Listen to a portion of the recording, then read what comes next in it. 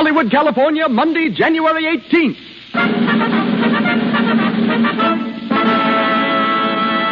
The Lux Radio Theater presents Edward G. Robinson in Criminal Code with Beverly Roberts, Paul Guilfoyle, and Noel Madison.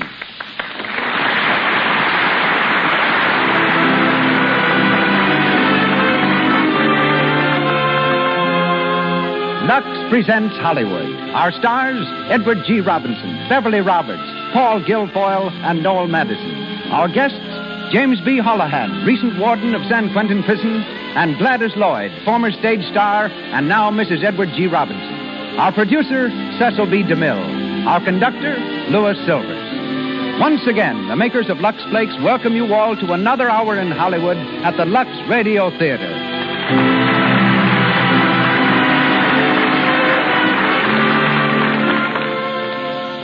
Every woman should know what Lux Flakes can do for her hands. Think of the time your hands are in the dishpan every day. The wrong soap can do a lot of damage. It may contain harmful alkali that dries up the oils which protect your skin and keep it soft. Then your hands look red, rough, and old. Lux Flakes contain no harmful alkali. They are like a beauty care for your hands. Yet Lux for all your dishes costs less than 1 cent a day. Keep your hands lovely. Start using Lux for dishes tomorrow. Ladies and gentlemen, Mr. Cecil B. DeMille.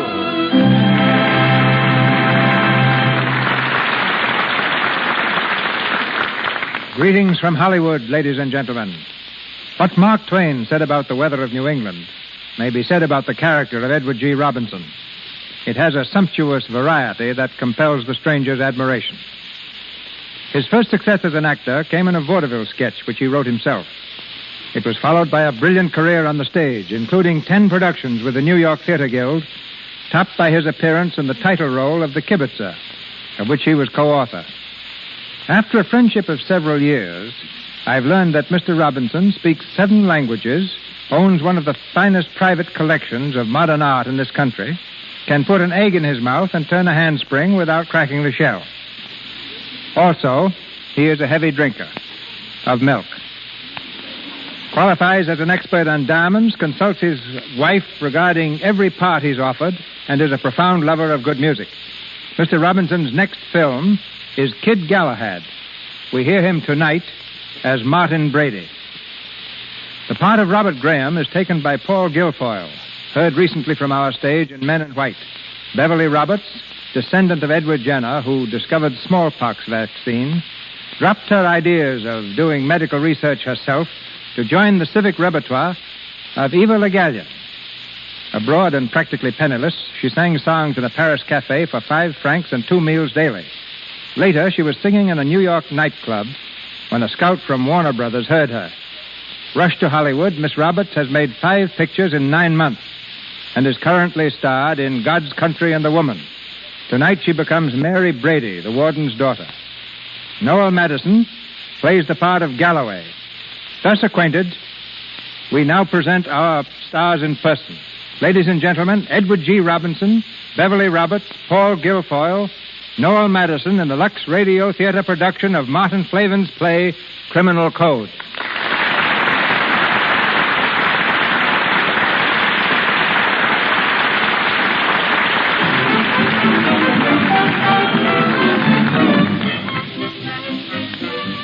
There's a Saturday night crowd in Spelman's Place, a cafe of doubtful reputation. Seeming curiously out of place in these surroundings is Bob Graham, a well-bred, good-looking young fellow of 22. He dances with a girl who looks up at him through half-closed eyes. Swell music, ain't it? Yeah, it's awful hot in here, though. Want to go outside for a walk? Who, me? No, I'm all right. Atta, baby. You know, it was swell of you to bring me here. I mean, not knowing me, hardly and all. Oh, it was swell of you. I mean it. What's your name? Bob. Bob Graham. Hey, there's that fellow again. Who? The fellow's been staring at you all the time. Oh, don't pay no attention to him. Do you know him? Yes, in a way. His name's Parker. I don't like the way he's looking at you. It's insulting, like he owns you. Oh, forget it. Come on back to the table.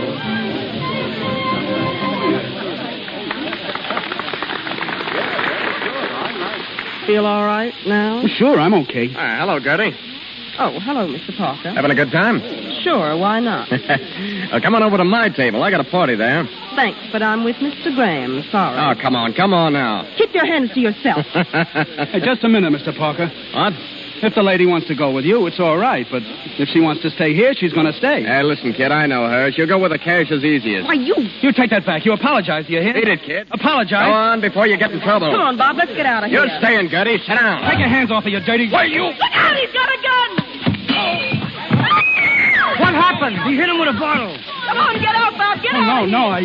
Say, what's the matter? What started this fight? I see the boss's fella here. He hit Mr. Parker with a bottle. He insulted this lady. I didn't mean to hurt him, but he reached for a gun. I thought he... Yeah? Well, hold on to this guy, Eddie. I'll get the cops.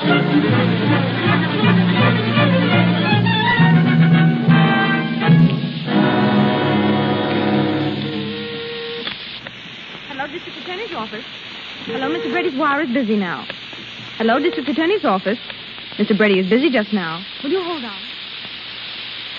All right. What about it? Only happened Saturday night. Give me a chance. Yeah, I'll see the kids in a couple of minutes. You'll have a statement by noon. Reporters. How they love the smell of blood. You can't blame him, Mr. Brady. Parker's old man's a big shot in this town. Yes, I know. Any more witnesses, Lou? Let's see. The waiter, the girl, the manager. You've seen them all, Mr. Brady. Yeah, 7 eyewitnesses. And they all check on material points. Open and shut case, eh? Yeah, like a knife. If young Parker should die, we've got Parker a case... is dead. Dead? Yeah? What is it, Mr. Brady? Second-degree murder? Well, might be at that. All right, in here, young fella. Here he is, Mr. Brady. Okay, Mike. Sit down, kid. I'd rather stand, sir. Yeah? Have a cigar? No, thank you. Cigarette? No, sir. Right, don't you smoke? Yes, sir, but I don't care to now. Oh, I see. Well, what's your name? Robert Graham. Yeah? Did they ever call you Bob? Yes, sir. Where do you live? 2912 32nd Avenue. Boarding house, huh? Yes, sir. Where do you come from? Hood Valley. Parents? My mother. Yeah. Well, what you been doing here? I was a clerk at Price and Hatton's, the brokers. How long? A month. I only been here that long. Ever been arrested before? Oh, no, sir. Yeah. Well, Bob, you're in a jam. Yes, sir. Young Parker died early this morning. What? Oh, my God. Would you like a drink, Bob? No, sir. Ah, good boy. Now, look here, Bob. You can make a statement to me if you want to. But anything you say may be used against you. I want you to understand that. Yes, sir. Now, it looks to me like the best thing for you to do is to come clean. Plead guilty and take a jolt. Yes, but your lawyer might advise you differently. Oh, have you got a lawyer? Well, the firm I work for sent their lawyer to see me this morning. What did he say? He told me not to talk. Yeah? Well, now, don't you say a word. Now, you haven't said anything yet that'll do you any harm. And I guess that's all. Tough luck, Bob. Now, that's the way things go. That's the way they break sometime. You have to take them the way they fall. Yes, sir. All right, Mike, take them out. Come on, kid. That's tough, Lou. Yeah. You know, that kid's got a nice personality. Yeah. A smart criminal lawyer like Kelly or Goldsmith could make it pretty tough for us. That's right, Mr. Brady. Say, if that kid belonged to me, I'd make a plea of self-defense and fight it out. But Parker didn't have a gun. Yeah, but the kid thought he had. He thought he was fighting for his life. It's what you think that counts. That Parker guy wasn't worth a lead nickel, and that girl less. I'd get a disagreement at the worst, a year's delay, and a new trial. I'd get him off. He'd never serve a day. Yeah, I guess you could, Mr. Brady. A thing like this could happen to anyone. Me, you, anyone. Just a rotten break, that's all. What do you suppose he'll get? No, I can't tell. If that lawyer of his knows anything, he won't, though. Corporation man. Well, I'd advise him to plead the kid guilty to manslaughter and let it go at that. Manslaughter. 10 years, eh? Yeah, maximum. That's tough on the kid. He'll go to pieces in the jug, wreck his whole life. Well, it's the old Mosaic law. An eye for an eye. The basis and foundation of our criminal code. There's a man lying dead. His skull smashed in with a bottle. And somebody's got to pay. Well, that somebody happens to be Bob Graham.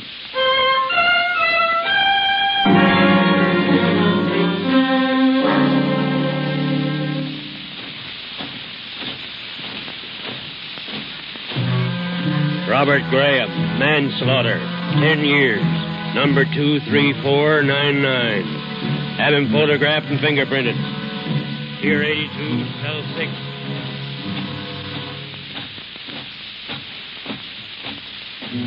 Number 23499. Manslaughter, 10 years. Previous occupation, broker's clerk. Put him in the jute mill. We can't use any more clerks.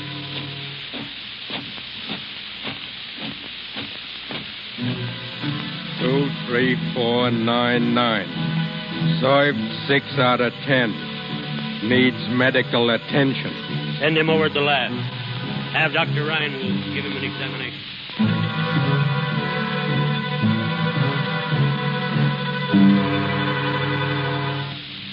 All right. You can put on your shirt now. You're not sick, do you understand? You say you have no appetite. You can't sleep.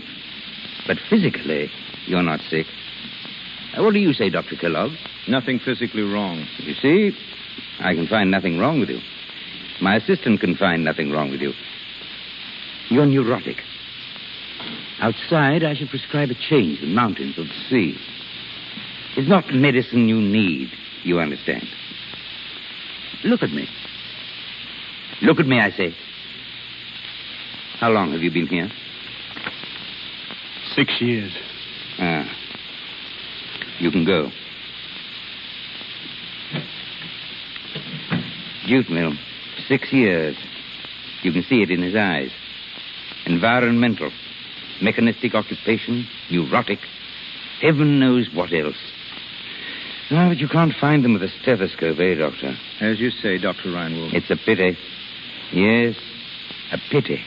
There's something there worth saving, and it's almost gone.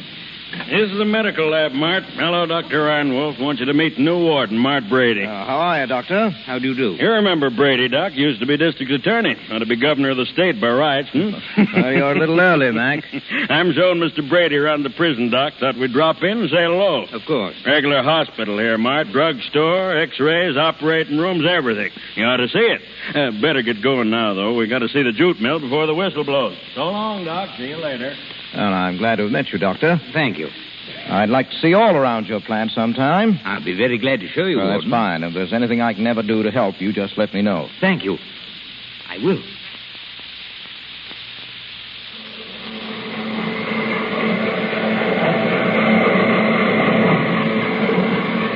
There, take a slant at that. Some factory, eh? 5,000 bales per day. 5,000? Why not? There's 2,500 men in here. Speed 'em up.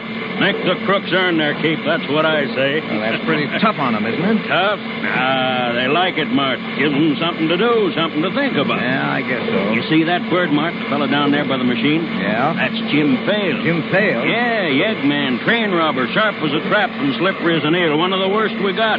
It takes 2 cars to hold his record. Yeah. Say, who's that kid working next to him? Huh? Oh, I don't know. Just a punk, I guess. Well, not such a good idea, is it, letting a young kid mix with the hardened criminals? What's the difference? They're all crooks, Mart, every one of them. Yes. Well, let's go. You'll want to see them eat their supper, Mart. It's quite a sight, I'll tell you.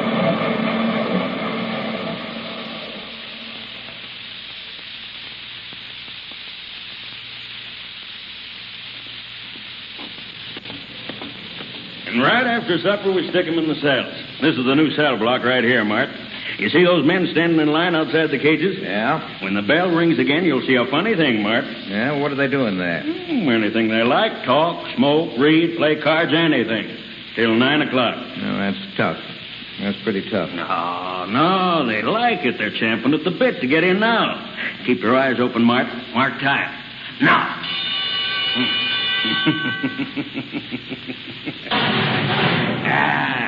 That's system, Mart. System, you see? One lever locks the door of every set. Yeah? Hey, tell me, are those floodlights on all night? Huh? Why, sure. Light is the enemy of crooks, you know. How do the men sleep in that light? Why, they get used to it. Come on, Mart. I want to see your daughter and your sister. Then I've got to beat it back to town. You see, Mart, this Jockey tells me... Ah, gee. If they'd only put out those lights and let a guy sleep. You asleep, Bob? Bob? No. Need something to read? I got a paper here. I don't want to read. You used to be reading all the time. Want to play a game of pinochle or dominoes? No. I can't. I can't go on with it. I can't. I won't. Let me out. Let me out. Oh, let me out. Shut up. No. Shut that up. Quiet, Bob. Quiet. Steady now. Steady, I say. They'll jerk you out of here and throw you in the cooler just that quick. You've got to pull yourself together, Bob. I can't. I wish I was dead. I wish I was in hell. You've got your wish, son. It's tough, kid. I'll tell you something, Bob. I didn't mean to tell you this at all. But I can't stand by and see you go to smash. Bob, I'm going to make a break for it. You are? Why not? It's the only chance I've got. Oh, take me with you, Jim. You think it over, kid. It's always a long shot. 9 out of every 10 come back. I don't care, Jim. Oh, if I could only get one breath of air outside. One good square meal. If I could only see a woman's face again. I know, but think it over, Bob, and take your time. But when and how? Well, there's 4 in on it now. Myself, Dutch Trask, Pete Grimes, and Runch. Runch? Well, I'm not very keen on him myself. I heard he's a stool. But he's a pal of Grimes, and Grimes has framed the trick. You'll take me with you. You will, won't you, Jimmy? Think it over, kid. Think it over.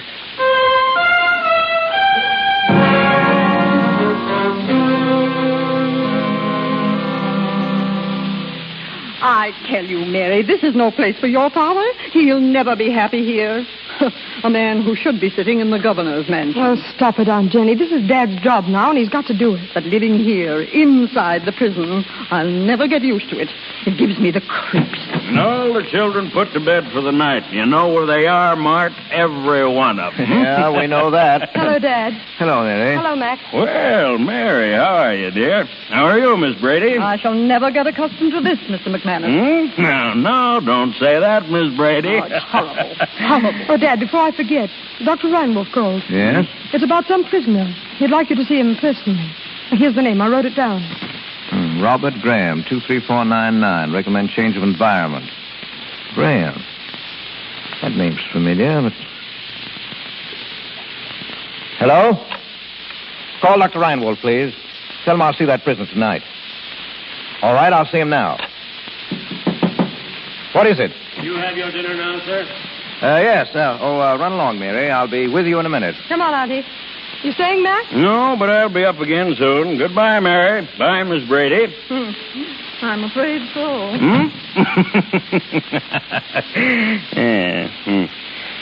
Well, Mart, I'll say so long. Yeah. Mart, you won't mind a bit of advice from an old friend. Oh, no. What is it, Mac? I know there isn't much about crooks I could be telling you. I guess not. You're a big man, Mart. Much too big a man for this job. It's only a temporary thing, I know. Oh, is it? Well, I'm not kicking. You've got to play the cards the way they fall. They've shelved you for a while, but... Well, don't let anything go wrong in here. Don't let them get anything on you, Mart. Yes, I know. There's only one way you can run a prison. Heels on their necks. Now, don't pay too much attention to Reinwolf. He's a good doctor, but he's a nut. He's full of theories about this and that. Yeah? Now, Captain Gleason, he's your best bet. Level-headed, cold as ice, and he knows the game from A to Z. Eternal vigilance. That's the ticket. Don't let him pull any monkey tricks. Yes, I'll take care of it. A jailbreak or a killing, Mart. You know what that would mean. Sure. Well, I gotta beat it or I'll miss my train. Goodbye and good luck, Mart. Thanks, Mac. So long, Mac. Come in. Come on, in you go. Evening, Warden. Evening, Captain. Here's number 23499, Warden. Dr. Reinwolf said you'd see him. That's right. Here's his record, sir. Oh, thanks. Sit down, Graham. Your name is Graham, isn't it? Look up here. Do they ever call you Bob? You hear the warden talking to you? Now, easy, Gleason. Bob, I don't know what you're here for. These cars don't tell much of a story, It's but... the Parker case, Mr. Brady. Parker? Yes, sir. Young Parker that was killed 6 years ago. Yeah? Oh, yeah. Yeah, I remember now. Well... Well, Dr. Reinwald recommends a change of environment. I guess he means take you out of the jute mill. Would you like that, Bob? Would you? I don't care. You can do what you want. How would you like to be my chauffeur? I need one. I don't care. Dad, we're waiting. Oh. I didn't know you were busy. Oh, that's all right, Mary. This is Bob Graham. He's going to be our chauffeur. Oh. Are you? Well, I'm sure you'll be a good one. Well, thanks. Thank you. I'll do my best. Good boy. We'll get along all right, won't we, son? I sure we'll get along fine.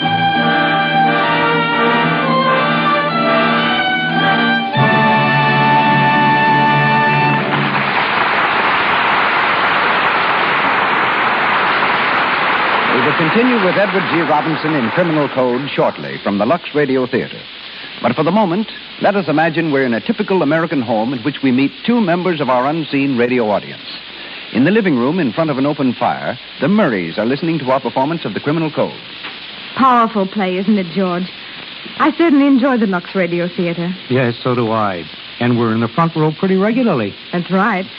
You know, George, I've been enjoying the shows more lately. I haven't had a lot of odd jobs to do while I listen. Yes, my dear, you do seem to have more time to take it easy now. Well, one thing, that mending basket isn't nearly so full these days. Matter of fact, I can thank Lux for that, too. Mm-hmm. Why, since I began washing socks and stockings in Lux Flakes, I haven't had to do anywhere near so much darning. Your socks wear much longer, and I haven't had a stocking run in ages. Lux Flakes do cut down on tiresome darning. You don't have to mend nearly so many stocking runs or holes in the menfolk's socks either. That's because Lux saves the elasticity of the threads. Instead of breaking so easily under strains, the threads can give. They can stretch, then spring right back into shape.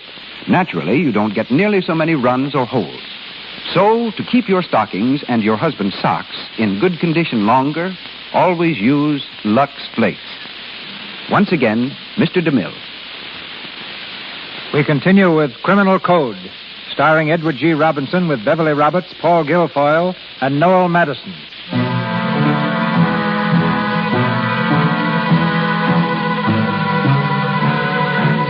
6 months have passed. Prison routine has droned endlessly on, interrupted only by Jimmy Fale's futile break for freedom. In the living room of the warden's apartment, Mary is fastening the buckles of a suitcase. Dr. Reinwolf appears in the archway. Oh, excuse me. Yes? Oh, Dr. Reinwolf. Come in. Miss Brady, your father tells me you're going away. Oh, just for a week or 10 days. Won't you sit down? Oh, thank you. No, I'm sorry that you're going, even for so short a time. The miracle that you performed in 6 short months... Miracle? Yes. The reconstruction of a man. Oh. You mean Bob? Bob Graham? Yes. Well, what have I to do with that? I don't know. A curious phenomenon. The raising of Lazarus from the dead wasn't more curious. The prison takes 6 years to break a man, and something mends him in 6 months. And is he mended, do you think? Oh, can't you see that in his eyes?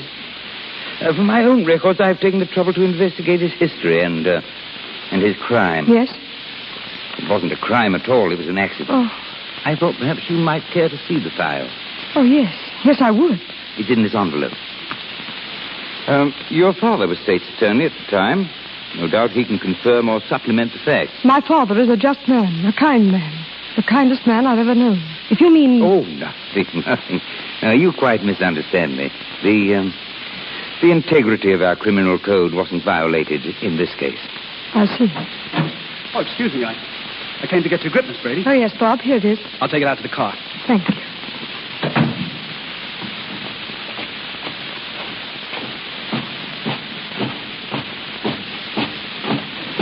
Hey, Bob. Bob. Oh, hello, Galloway. How they coming, kid? All right. Pretty soft now, eh? Working for the warden. Well, it's better. Yeah. They got me running errands for Gleason. The rat. Come here. Know what they did with Fales and Trask and Grimes for trying that break? No. Solitary for 8 months. That's what they got. 8 months? Somebody's got to pay for that. Somebody'll get that rotten squealer. Runch? Who else? There aren't walls thick enough nor guards enough to save his life. Oh, but he didn't know what he was saying, Galloway. They made him tell. I know what they did. But that don't let him out. Runch squealed. Turned up his pals. He's got to pay for that. But how? How should I know? But he's working up in the warden's office these days. So watch your step unless you want to get into a jam. I don't. But what? How? Keep clear of him, that's all. The guard's watching us. So long, Bob. So long, Galloway.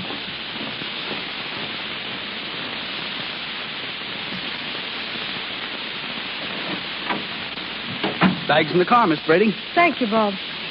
Will you be gone long? Only a few days. Oh. Is there anything I can do for you, Bob, outside? No, thank you. Anyone I can see? No, there isn't anybody now. My mother died 3 years ago. Oh, I didn't know. She used to come and see me every month until she died. It kept my courage up. Afterwards, I began to slip, I guess. You know, it's awful hard to try and make yourself believe that it's worthwhile to try. I know. They all think they've had a rotten deal. That's all you hear. Bad luck, tough breaks. That's all they talk about. It gets under your skin in time, and it fills you up with bitterness and hate. That's all there is in here. Bob, are you bitter? No, not now. I was, but I seem to see more clearly now. My father's trying to get you parole. Yes, I know. But that doesn't matter so much to me now. Well, why do you say that? Oh, I mean, if you stay here. You don't mean that. Yes, I do. It isn't like it was before at all. If I can see you every day, just to see you, then when they lock me up at night, there's something to think about, to wait for until tomorrow. Bob, what will you do when you're free again? I don't know. I've thought a lot about it, too. Do you think it'll make any difference to people? What? That I've been in prison? It shouldn't. No, it shouldn't, should it? When a thing is paid for, that should end it, but... Well, they don't think that in here. They say it does. They say that's why so many who go out come back. Would it make any difference to you? No, Bob. Mary. For heaven's sake, Mary, are you still here? Why, I'm just leaving Aunt Jenny. Goodbye. Goodbye, dear. Have a good time. Goodbye, Bob. I'll walk to the car with you.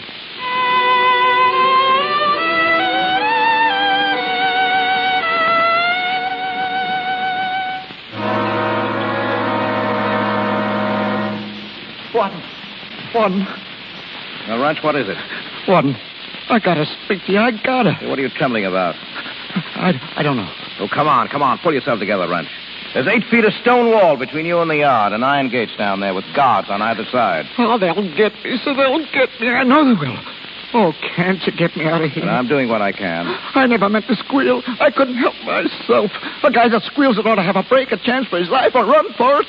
It's like the death house waiting here. Oh, you're off your nut. Oh, come in, Bob. Yes, sir. That's all, Runch. You can go. Yes, Warden. You want to see me, sir? Yeah. I want to talk to you. Sit down, Bob. Thank you, sir.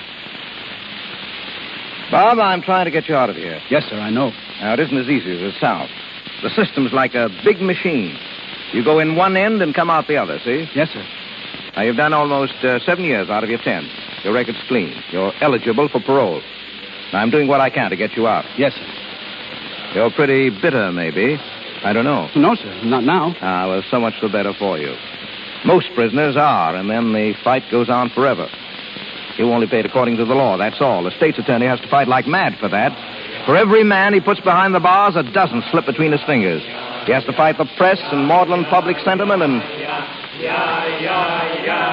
What's that? I think it's in the recreation yard behind the jute mill, sir. Yeah? A fight, maybe. Yeah? Well, wait here till I come back. Bob, what's that noise? What is it, Bob? I don't know, Runch. A fight, maybe. It ain't a fight. It's something else, Bob. Oh, listen. I've never done any dirt. Do you? You ain't got anything against me, have you, Bob? No. Then give me a tip-off, kid. Have they got me framed? Are they going to get me, huh? I don't know. Oh, you do. You're down in the yard. You know what's going on. You're holding out on me. Oh, have a heart, kid. Have a heart. Give me a chance to break it. Galloway, what are you doing here? Get out quick. You ain't got anything against me, have you, Bob? No. Then give me a tip-off, kid. Have they got me framed? Are they going to get me, huh? I don't know. Oh, you do. You're down in the yard. You know what's going on. You're holding out on me. Oh, have a heart, kid. Have a heart. Give me a chance to break it. Bob! Galloway, what are you doing here? Get out quick. No. Don't go, Bob. Don't leave me. He's come to get me. Get out, Bob. Look, he's got a knife. He's got a knife. Oh, Galloway, you can't. Shut up and get out of here. Don't touch me. Let me go. You're going to get what's coming to you, you lion. Galloway, stop it.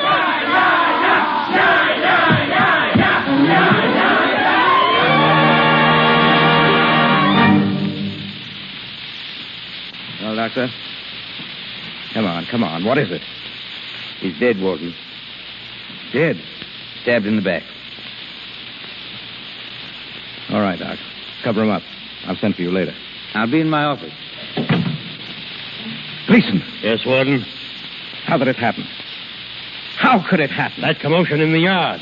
They drew you out of here and gave it to him in the back. Yes, I know, but who? Who did this? If you ask me, Warden, it was that driver of yours that turned the trick. Young Graham. Graham? Oh, you're crazy, Gleason. Why would he? What was this to him? You never can tell what's working in their heads. Oh, forget it. The bird who planned this trick came either from the prison corridor or from the hall. Graham. Go on, use your nut. I tell you, he didn't do it. He was here when you left. If he didn't murder Runch, he must know who did. Yeah, I guess that's right, Gleason. I guess he does. So, come in, Bob. Yes, sir. Oh, Gleason. Yes. You better round up the clerks in the turnkey's office. Check them all for bloodstains before they have a chance to wash them off. Right. Bob, come here. Look at me. You didn't kill Runch, did you? No, sir. Yeah, I didn't think you did. It was a skillful, crafty trick. They cleared the way to both those doors. They knew the racket in the yard would draw the saphead guard off the inner gate. They thought of everything except that you were in this room just before it happened. Now, who killed him, Bob? Who killed him? I don't know. Yeah? I'm afraid you can't get away with that, my boy. I go out of this room and leave you here, and Runch is alive. When I come back, you're outside in the hall, white as chalk, and Runch is dead or dying. Now, you knew that, didn't you? Yes. Yes. And yet you say you don't know who did it. Now, you're lying, Bob. Lying to shield a murderer. A man who crept in here with a knife and struck that poor defenseless creature down. Is that worthwhile? A man is dead, Bob. The law says someone has to pay for that. I didn't kill him. Yes, I know that, Bob. I didn't even know. I wasn't even in on it. I'll swear to that. Yeah, sure, Bob. I understand that. But there'll be an inquest. An inquest? Yeah, that's right. The long arm of the law will reach right through these gates. The same law that's outside. You didn't think of that? No, sir. Now, what will you say to the coroner's jury then? Nothing. Oh, you can't get away with that. They'll yank you out of here and put you in the county jail. You might get 10 or 20 years for that. No. Oh, now, sit down, my boy. Sit down. Now, I've got to tell you this. You've got to know. A free man has 9 chances out of 10 to cheat the law. But a prisoner hasn't 1 chance in 100. Opinion is against him from the start. They could indict you for this, Bob. Men have been hung on slimmer evidence. No. Yeah, that's right. Now, listen to this, Bob. Except that a prisoner serving a sentence for homicide who shall be convicted of murder shall be hanged. Now, that's our criminal code, Bob. I know, it's tough. It's tough, but you see the way things lie. So you better tell me, Bob. I can't do that. I can't. There's a law inside here, too. A man can do anything but squeal. He can't do that. I'll have to take my chance, I guess. Chance? You haven't got a chance. You're in the net. You're caught. You may get 10 or 20 years. But it isn't right. It isn't fair. I can't keep you here with me. They'd never stand for that. You'd go back to the jute mill. No, I can't. I won't. You see, you're up against it, boy. You've got to tell me. Now, who killed that man? Who killed him, Bob? Come on, come clean now. Speak up. Who killed him? Who? I don't know. Bob, listen to me. You believe that I'm your friend, that I want to help you? I don't know. Well, I am. Things have been tough for you, I know. It was a rotten piece of luck that sent you here. You've had another one now.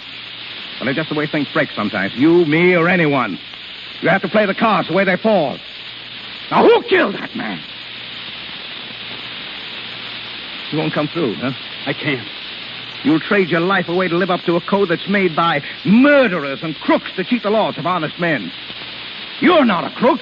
That's not your code. It's all I've had. No, this book here in my hand. This is your code and mine. You're not a crook. Don't turn one now. Don't turn your back on this. Who killed that man? No, I can't forget so quickly what I learned in there. I can't do it. I think it's right, their code for them. And I can't go back on it for them. I can't. I wouldn't be anything then, don't you see? Not anything. I'd be like that thing under the sheet there. No. Bob.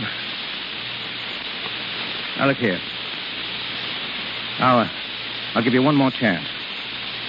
I'll have your parole here next week. You'll be outside these walls. Free, do you understand? Yes. Yes, or rot here in this cage for 3 or 10 or 20 years. A rope around your neck, perhaps. The jute mill every day in and day out, week in and week out, year in and year out. Jute, the smell of it that turns you sick. The dungeon now. A bucket meal each 7 days, cold slop, and bread and water in between. No ray of light, no air, no sound, no human voice. Black emptiness, that's all. No, for what? For what? The prison rules. A prisoner must obey. Come on now. Who killed that man? Who killed that man? Come on now, think fast, Bob, think fast. Who killed him?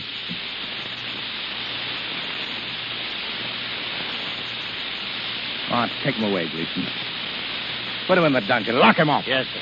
Come on, get out. On your way. He won't be so cocky in a week. Yeah, now wait. No violence to that boy. Let no one lay a hand on him.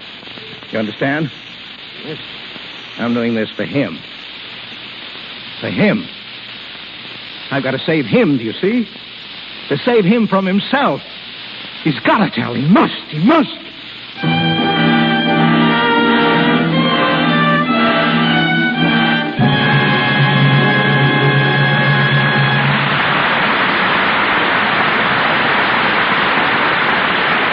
We pause for station identification. This is the Columbia Broadcasting System.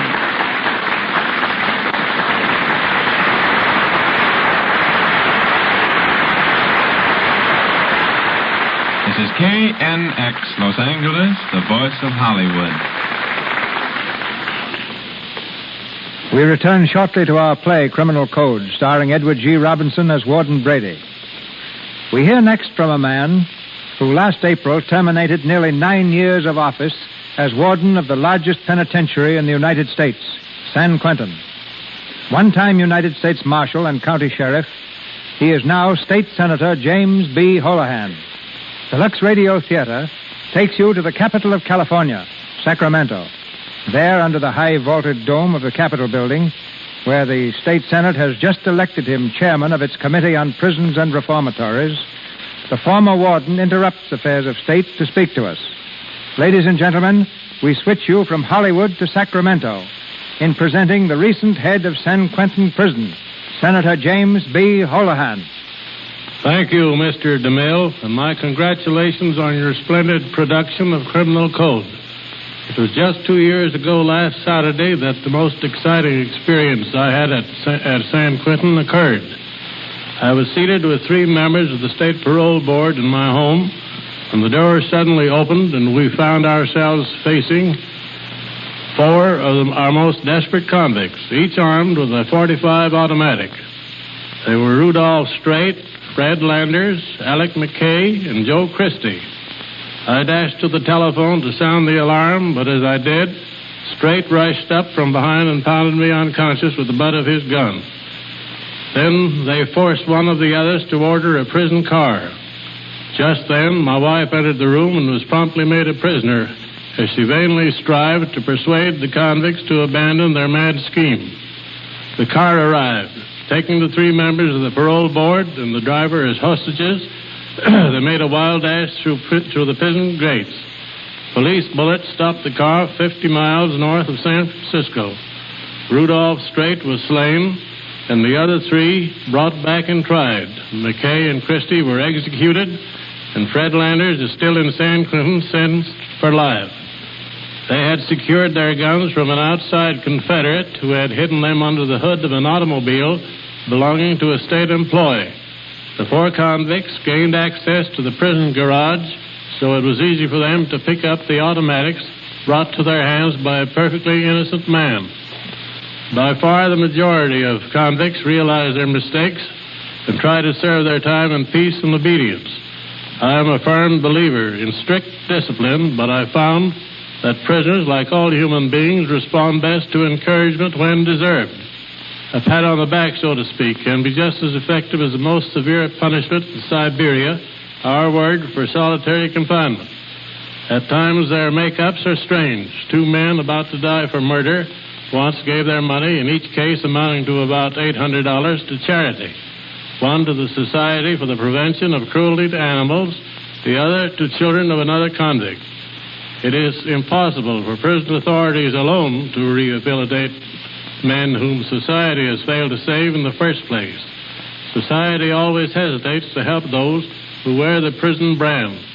Until this is overcome, our job of rehabilitation can never fully succeed. Thank you and good night.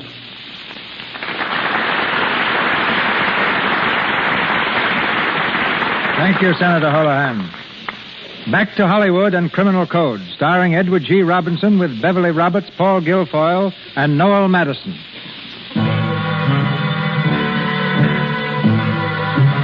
A week has gone by.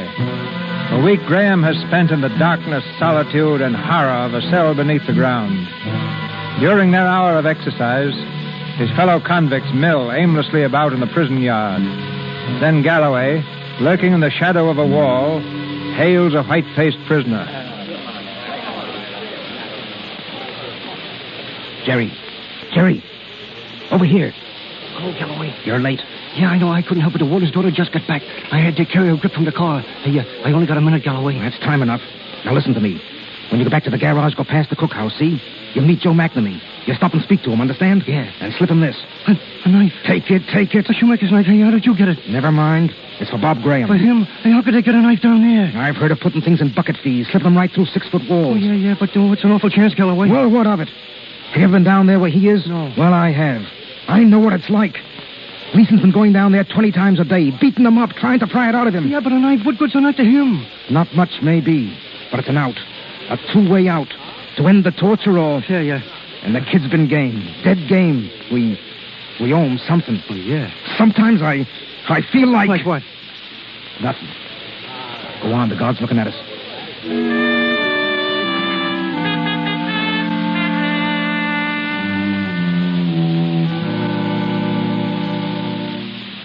Oh, you wish to see me, Warden? Yes, I do, Doctor. Come in. I want to ask you about Graham. I looked him over this morning, as you ordered. Physically, of course, a week of bread and water in the dark has an effect. Deterioration does occur, but I'm less concerned with that than... Than what? Well, I mean the spirit, the morale, the man himself. Yeah. He's sullen now. It's difficult to see into his eyes. And when one does, one sees they're filled with bitterness and hate. There's no trace of what I found in them before. That spark worth saving. It's a pity. Yeah. Father. Oh, Mary. Well, how are you, sweetheart? You can go now, Doctor. Good. I'll see him again tonight. Sure. Well, it's like a breath of heaven to have you back here, Mary. Oh, what's wrong, old girl? You look as solemn as an owl. What have you done with Robert Graham, Father? Who told you about him? Aunt Jenny told me everything. What have you done with him? Oh, now, don't you worry about things you don't know anything about. He's all right. Everything's all right. Or will be. I want to know, Father. Where is he? In the dungeon. For what? Technically, for an infringement of the prison rules. Practically, to save his life. Oh, what good is it to save his life if you destroy him while you're doing it? Yeah, that's right, Mary. I thought of that myself. What can I do? His parole's lying here on the desk. It's taken me 6 months to get it. I want to get him out of here. I want to turn him loose. Well, then I can't. He's tied my hands. I can't. You can. You must. Yeah? What would you do? I'd set him free tonight. Oh, you're just a kid. You don't know anything about these but things. I do. I'd set him free, and then I'd fight for him. He's done nothing wrong. He's only doing what he thinks is right. It's what you think that counts. That's right. A man like you could find a way to save him. Delays and disagreements and whatnot. You'd get him off, Father. You know you would. Yes, and what would they do to me for that? Well, what does that matter if it's right? Right. You talk as if I'd done a crime myself. I've only done my duty all my life. My duty by the public and the law. I'm not a god. I've done the best I could for him. I'm through. I'm done. The law must take its course. Oh, no. No, you can't do that. You can't. What's gotten into you? What do you mean? Look here, what's back of all this? Come on now, sweetheart. Let's get right down to cases on this thing. What's up? I love him, Father. What? Is that on the level, Mary? Yes. Why didn't you tell me that at first? I wanted you to do it because it was right, not just for me. I see. Well, how long has this been going on? It hasn't gone on at all. He's never said a thing to me. But I've read in his eyes. That's why I went away, to see, to find out just how much I cared. And whether it would make a difference to me that he'd been in prison. Well? Oh, no, it doesn't. I'm sorry if it hurts your father. Oh, no. You can't help that, Mary. Love? Well, you have to take it when and where it comes. You're not a child. What will you do? There's just one answer left to that, Mary. I turn the demons out of hell for you. Father. Now, don't you worry, sweetheart. We'll see him through somehow, some way. Hello? Warden talking. Find Captain Gleason and tell him to send number 23499 up to my office. Yeah, that's right, 23499. Thank you, Father.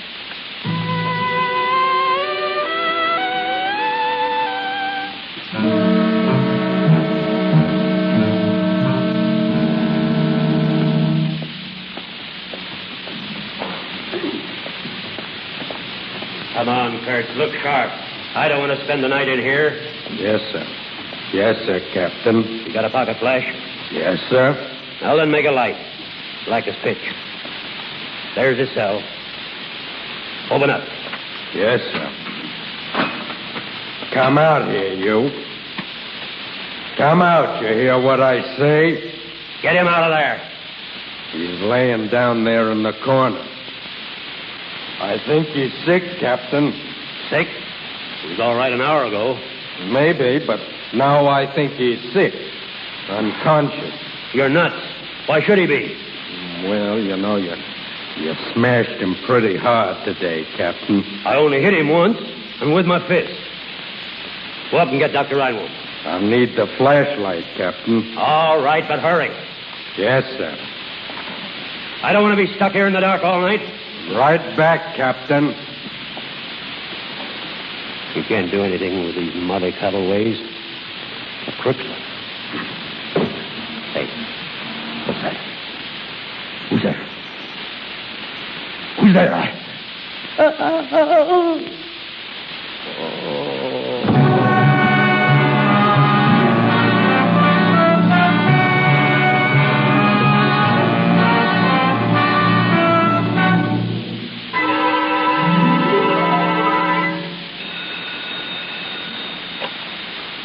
Hello? Yes, I did. Send him up. It's Bob. He's on his way up. Father. Now, listen, honey, he'll be changed, see? A week in the dungeon will change anyone. Now, don't pay any attention to how he looks, you hear? Oh, I won't. Is the car ready? It's waiting downstairs now. He'll be out of here in 5 minutes for good. Oh, thank God. Bob. Oh, come in, boy. Bob, Come in. What have they done to you? Yeah, now, Mary. Oh, sit here, Bob, here. Yeah, thanks. Oh, Bob, I'm sorry for what's happened. I've done the best I could for you. For everyone. Your parole has come. I'm going to send you out tonight. What? That's right, Bob. I've got it here, you see? Only came this morning. Oh, and here's a pass to take you through the gate. No. Sure, we'll beat them, Bob. I don't know how, but we'll beat them some way. No. It's too late. Too late? What do you mean? You say that? Gleason. I just killed him. Oh, What? God. Think what you're saying, boy. You couldn't. I killed him. I didn't know, you see. I thought he'd only come to torture me again. I couldn't stand it anymore. I didn't have the strength. He's come so many times to threaten me and beat me. I couldn't stand it anymore. I couldn't. Oh, God. I killed him. I'm not sorry. No one has any right to make another being suffer as I did in there. Father. Oh, I can't beat this, Mary. I can't. They know it now. They're looking for him in the yard. No, there must be some way. Nothing, Some way. Mary, nothing. Well, it's just the way the things break sometimes, the way they break.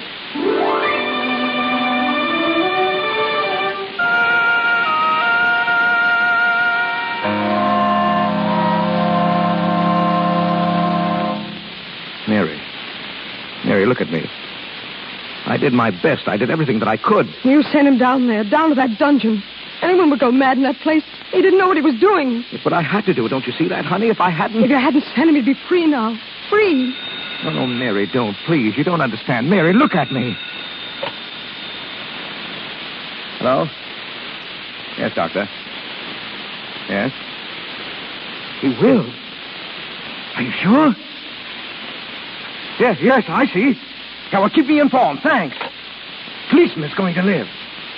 He didn't know it was dark. The doctor told me an hour ago Gleason had a good chance. I didn't want to tell you, raise your hopes. But it's certain now. Well, what does that mean? Well, he's not a murderer, that's all. He'll have to stand trial again. Another 5 years at it, maybe 10. 10 years? Well, it's better than life or hanging. Warden, how did you get up here? I got to see you, Warden, right away. Alone? Yeah, wait inside, Mary. What's your name? Galloway. Well? It's about Graham. You got to let him go, Warden. You got to let him out of that dungeon before something happens. Before something happens? Well, go on. He didn't kill Runch. He never touched him. I swear he didn't. Now, you were in here when Runch was killed. I did it. You? Yes, me. I'm telling you now, so you lay off the kid. Let him alone. Get him up out of there before he knifes somebody. What? Well, you're too late, Galloway. You're an hour too late. He knifed Gleason down there an hour ago. Is Gleason dead? No. Well, that won't help Graham much. But that boy was leaving here tonight.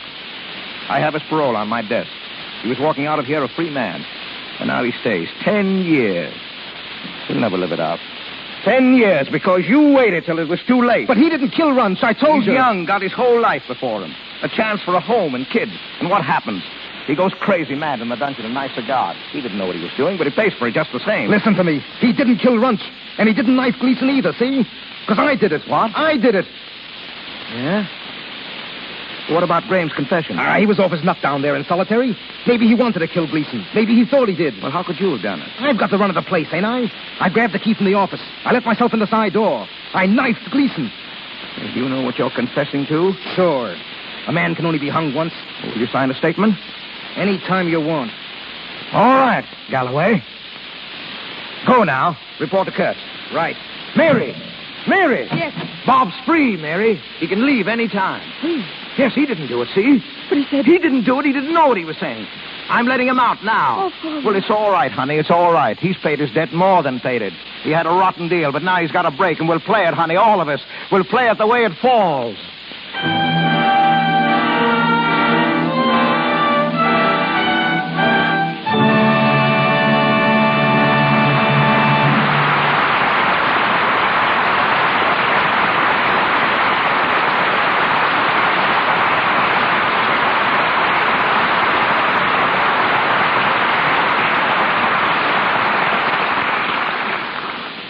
As John Hayward said some 400 years ago, of a good beginning cometh a good end. When tonight's star, who will be back with us a little later, was appearing on the stage in The Racket, his leading lady was Gladys Lloyd. She still is.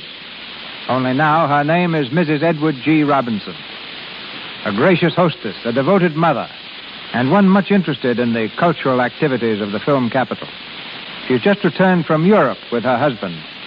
And as one who's been their guest several times, I'm delighted to reverse our positions and present Mrs. Edward G. Robinson.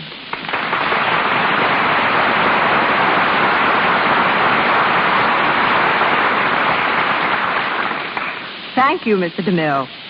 When I was in France, I met a doctor who told me of the time that you were very ill in Paris.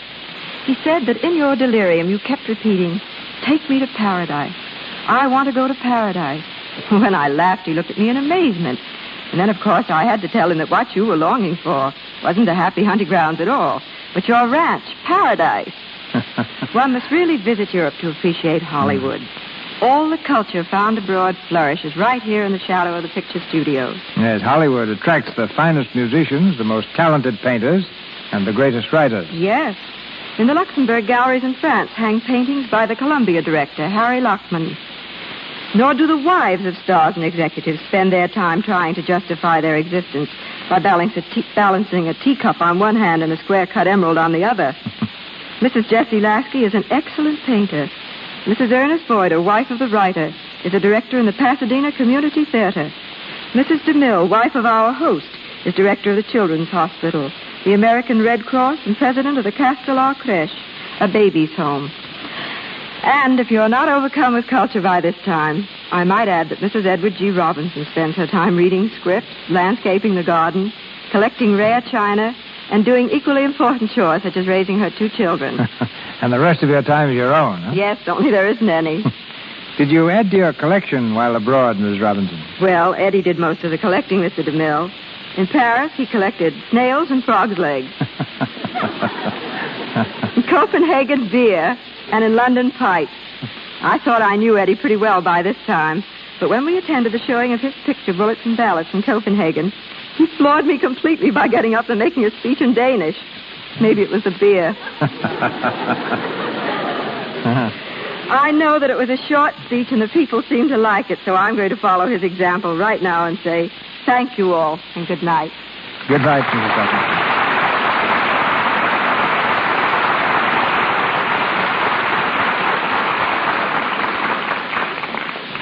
And now, a word from the other half of the Robinson household. Ladies and gentlemen, Mr. Edward G. Robinson.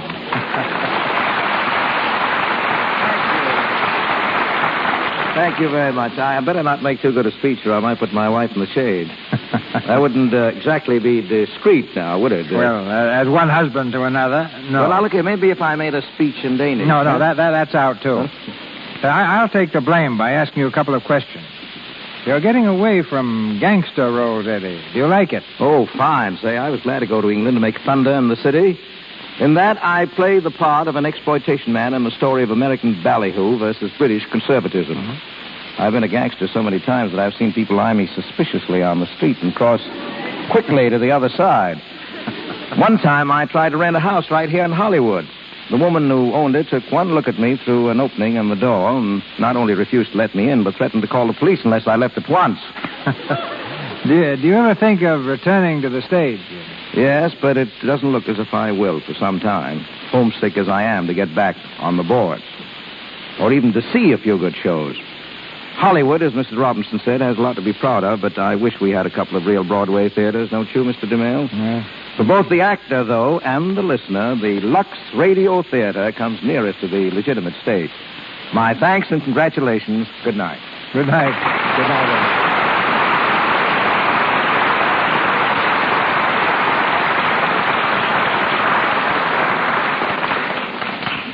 Thank you, Mr. Robinson. Ladies and gentlemen, this is your announcer, Melville Ruick. Mr. DeMille tells us of next week's program shortly.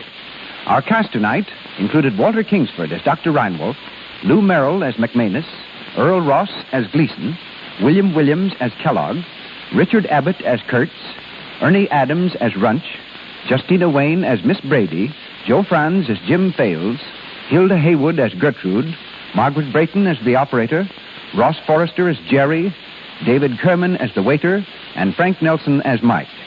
Mr. Robinson and Miss Roberts appeared through courtesy of Warner Brothers, Mr. Guilfoyle, RKO, Mr. DeMille, Paramount, and Mr. Silvers, 20th Century Fox, where he was in charge of music for the new Shirley Temple film, Stowaway.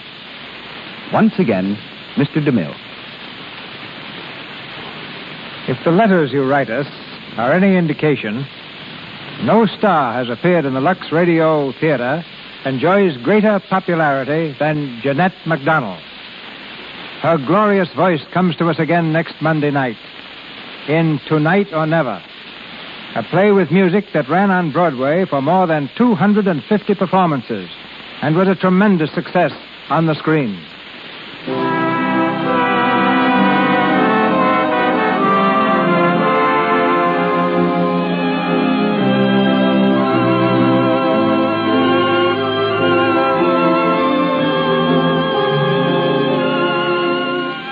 Our sponsors, the makers of Lux Flakes, join me in inviting you to be with us again next Monday night when the Lux Radio Theater presents Jeanette MacDonald with an all-star cast in Tonight or Never. This is Cecil B. DeMille saying good night to you from Hollywood.